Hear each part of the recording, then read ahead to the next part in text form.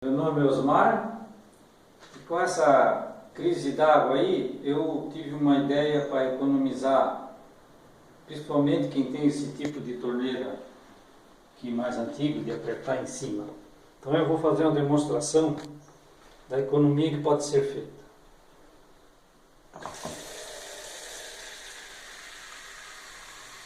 Aqui vocês podem reparar que a água está amarela, que eu botei um suco para melhor visualização.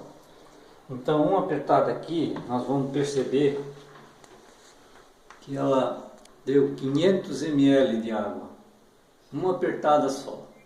Agora eu vou demonstrar a minha ideia, que é um anelzinho que eu fiz de tubo PVC, cortei ele com uma espessura de 5 milímetros, para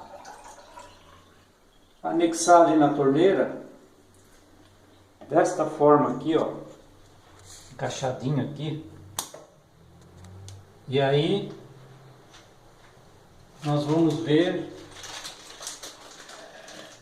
vou colocar um pouquinho de suco aqui só para melhor visualização da cor da água. Agora com o anel eu vou apertar também na mesma, e vamos perceber que o gasto de água é bem menor.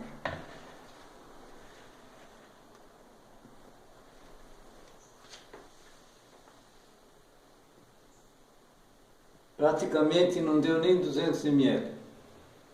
Então de 500 ml para 200 ml são 300 ml. Mesmo você apertando duas vezes,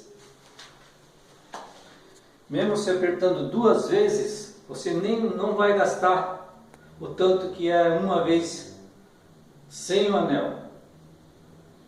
Se você for trocar a torneira, vai gastar mais de R$150. Com esse anelzinho ali você consegue economizar bastante água. Essa é a minha contribuição. Meu nome é Osmar.